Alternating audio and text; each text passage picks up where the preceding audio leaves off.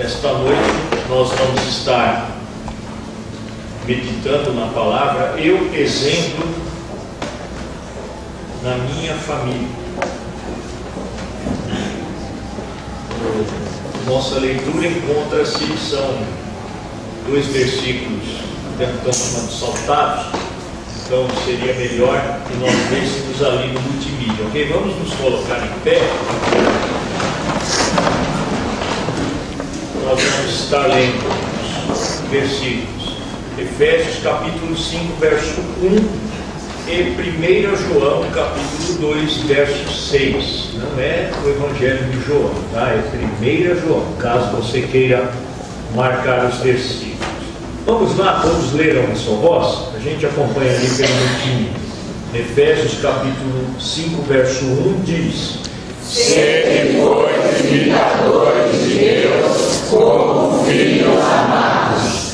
E 1 João 2,6 diz: Aquele que diz que permanece nele, esse deve também andar assim como ele andou. Ok? A igreja pode sentar. Nós já tivemos nosso momento de oração. Agora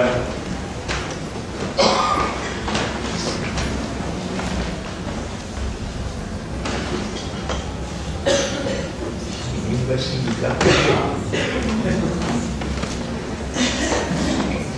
O tema desta noite será a continuação do que nós estávamos falando ontem. Essa série de estudos, ela foi levada, ali foi feita na Memorial, que foi extraída do livro Em Seus Passos que Faria Jesus. Eu creio que muitos já conhecem esse livro. Esse livro é uma edição já um tanto quanto antiga, foi em 1950, uma coisa assim, que ele foi editado a primeira vez. E depois ele já, se não me engano, já é a 17ª edição dele. E é um livro muito bom, Em Seus Passos que Faria Jesus. Hoje o nosso tema será Eu, Exemplo na Minha Família. Exemplo. Quando a gente fala em exemplo, nós temos 2 tipos de exemplo. Nós temos o exemplo mau ou o exemplo bom. Exemplo bom ou exemplo mau. Qual será que eu tenho sido? Você já parou para fazer essa pergunta para si mesmo? Qual exemplo seguir? Quando a gente vai pegar alguém como exemplo, qual exemplo seguir? Mal. Sempre o mal. Pode sempre ser mal. Pode ser assim uma pergunta. Estou querendo falar que é mal, é mal. Um tanto quanto, pode ser uma pergunta assim, um tanto quanto Vai mudar a pergunta. não muito assim normal, né, da gente falar, mas às vezes a gente vê nos nossos dias crianças, isso daí saiu até uma reportagem, infelizmente, crianças falando: quando você crescer, o que você vai ser? E ele falou: olha, eu quero ser bandido. Uma criança, 3, 4 anos. Que exemplo, né? Que exemplo seguir? Então, qual exemplo você tem sido? Bom, amados, o nosso caráter, ele é formado desde o berço. Não tem aquelas pessoas que dizem assim: olha, essa criança, né, esse jovem, esse adolescente nasceu num berço evangélico. Não tem? Que a pessoa vem. Querido, eu vou pedir para você não me interromper mais. Vou nessa, porque senão eu vou colocar pessoas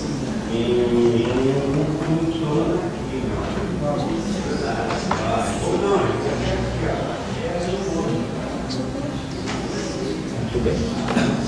Feche seus olhos. Querido Deus, Pai de amor, nós queremos voltar a ter uma atmosfera de paz com a Tua presença. Que seja tirado dos nossos corações esses momentos de interrupção.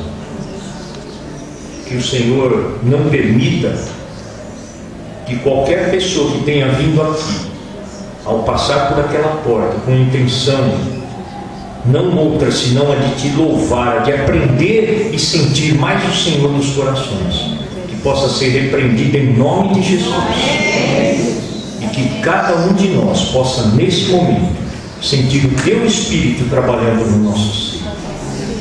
Nós desde já te agradecemos em nome de Jesus. Amém.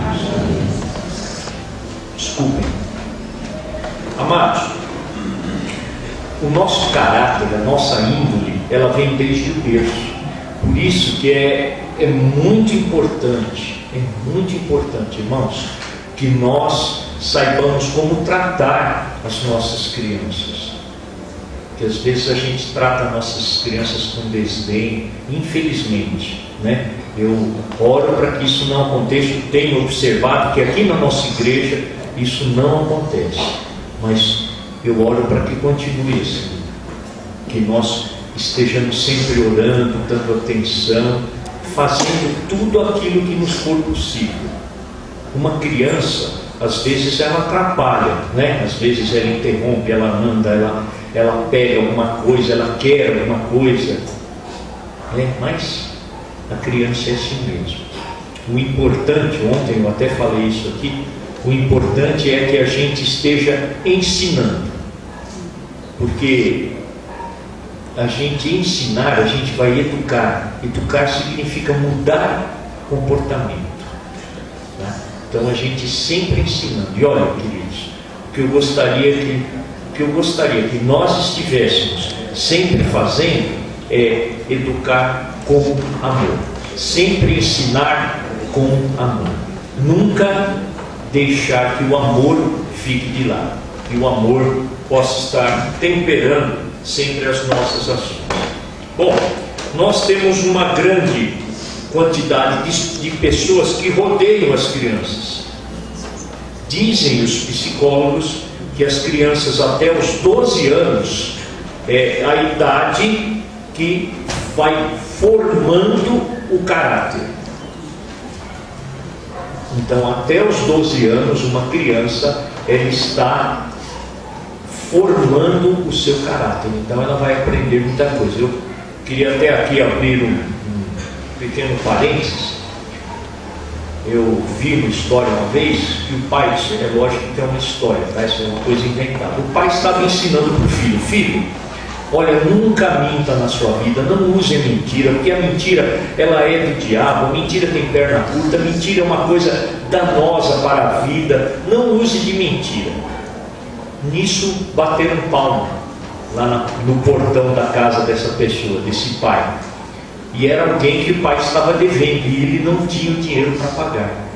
Aí ele falou para o filho: filho, vai lá no portão e diz para aquela pessoa que eu não estou. Acabou de derrubar todo aquele ensinamento que ele havia dado para o filho, porque ele estava pedindo para o filho fazer o quê? Mentira. Então nunca use de mentira. E acabou depois. E olha, irmãos, nós temos que prestar muita atenção nisso, porque muitas vezes a gente faz isso. A gente com palavras fala uma coisa, mas as nossas atitudes demonstram outra. Por isso que é importante que a gente tenha bem escrito em nossos corações qual o exemplo que eu tenho sido. Ok? E após os 12 anos, essa criança começa a tomar as suas decisões sozinhas. E aí é que tem a presença das pessoas mais velhas, para que a gente possa sempre estar ensinando, sempre com amor. É interessante que como começa uma família, duas pessoas diferentes se unem. Um casal é assim, né? Por exemplo, eu e a irmã Judete, nós somos diferentes uns dos outros. O Eric e a Michelle, e assim, o Juarez e a Carla, enfim. Os casais são duas pessoas diferentes, de famílias diferentes, de cultura diferente, de hábitos diferentes, e que de repente se unem. Nesta união vai ter que acontecer algumas adaptações, vai ter que ser processadas mudanças. Não dá para continuar, presta atenção, quem está namorando aí com intenção de casar, não dá para você continuar sendo do mesmo jeito que você é na sua casa com seus pais, não dá para você ser lá quando você se casar. Por isso que Deus falou em Gênesis 2:24 que deixará. Então, são hábitos, costumes, cultura que você vai deixar e você vai começar uma nova. Então é necessário haver mudanças.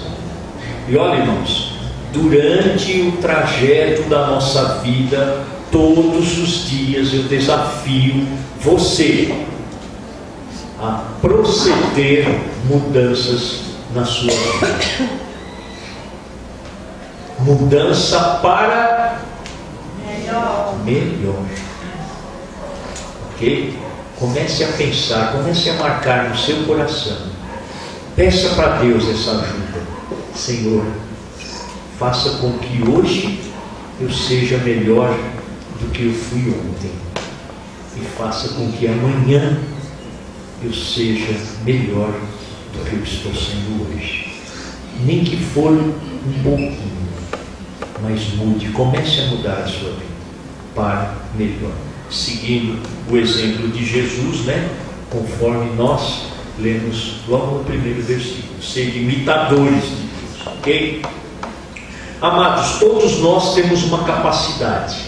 Quando Deus nos fez, Ele nos deu algumas coisas que é a semelhança dele. Uma nós falamos ontem, se você não vê, você não vai saber, só se alguém te falar. E a outra é o discernimento. O que é o discernimento? Discernimento é capacidade de separar, de distinguir, de julgar. Não é assim que você faz? Você pega algumas coisas e diz: isto não será bom para mim. Não vou fazer, não vou usar, não vou seguir. E joga fora. Você pega outras coisas e diz: isto é bom para mim, então eu vou fazer, eu vou seguir. Ok? Então nós temos esta capacidade de discernir.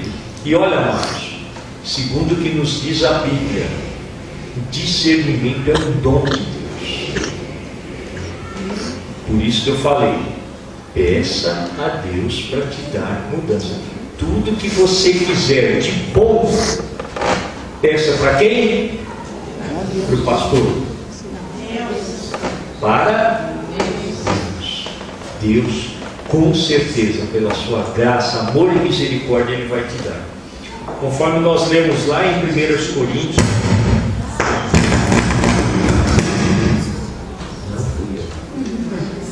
conforme nós lemos lá em 1 Coríntios, capítulo 2, verso 14, eu não vou ler o verso todo, mas ali Deus diz que as coisas espirituais discernem espiritualmente. O Espírito Santo pode te ajudar a discernir coisas boas e coisas ruins. Quais são os exemplos que deve haver no lar cristão? O que o lar cristão precisa ter para ser um bom exemplo?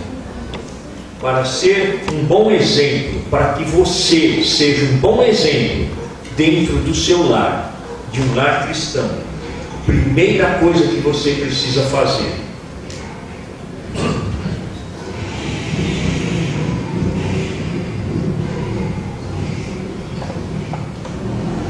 o que será? Apareceu um ponto de interrogação ali. Mas a primeira coisa que você precisa fazer: nunca esperar pelo outro. A gente vê muitos casais que não se dão bem, que fica assim: se ele mudar, tudo bem, a gente continua. Não, se ela mudar, tudo bem. Aí a gente consegue, sempre esperando pelo outro. Então, nunca espere a mudança vindo da outra pessoa. No seu lar, aplique isto. Use isto na sua vida. Não espere que as pessoas mudem, as pessoas ao seu redor mudem. Comece você a mudar. E pedindo sempre essa mudança, a orientação de Deus. Ore assim: Senhor, executa mudanças no meu lar. Eu gostaria que vocês, esse é um desafio que eu deixo para você. Senhor, executa mudanças no meu lar, a começar por mim. Peça esta mudança para Deus. Ore. Eu gostaria que hoje ainda você estivesse orando dessa forma: Senhor, o meu lar está indo bem, mas ele pode ser melhor. Mas para isso é necessário que haja mudanças. Eu gostaria que o Senhor executasse, que o Senhor mostrasse essas mudanças aqui no nosso lar, mas que essas mudanças comecem por mim. É um desafio, viu, irmão? Sabe por quê? Nós não gostamos de mudar. Nós somos relutantes, resistentes a mudanças. Pode notar. A gente custa mudar alguma coisa.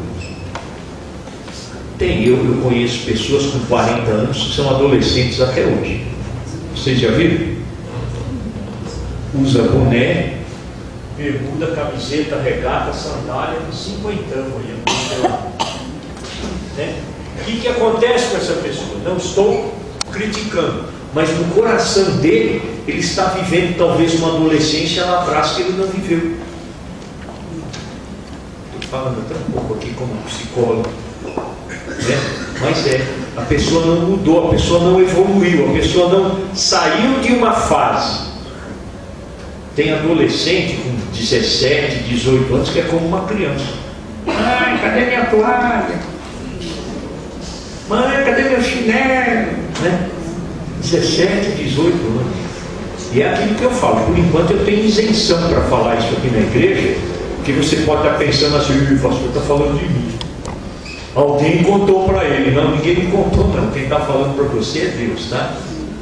O pastor, só por enquanto eu estou sendo um instrumento. Eu espero não mudar, mas eu espero que você mude. Mude a fase da sua vida, ok? A mudança deve começar em mim. Amém? Segunda, nunca justifique os erros que existem no outro. Ah, irmãos, como esse hábito é antigo, né? Deus de repente chega ali no paraíso: comeste do fruto que eu te proibi? Qual foi a resposta? Sim, pai, comi e me perdoa. Foi isso? Não. Ah, Senhor, a mulher o Senhor me deu, né? Já jogou a culpa para ela, tentando. Não, eu não queria comer, mas sabe o que é, Senhor? Ela é quem serve a mesa. Quando ela veio com aquele fruto para mim, eu pensei que o Senhor tivesse aprovado. Está jogando a culpa no outro. E além do que, o que é pior, né? Adão tentou jogar a culpa primeiramente em quem? Na mulher. E segundo, lembram do versículo? A mulher, jogando a culpa nela, que o Senhor me deu. Eu não tinha mulher, né? Estava bem aqui sozinho, dando nome para todos os bichinhos, fazendo tudo aqui, né? Aí o Senhor foi me dar uma mulher, ela foi me deu fruto. Quer dizer, jogando a culpa até em Deus. E você sabe que muita gente faz isso? Muita gente faz isso. Teve uma vez um colega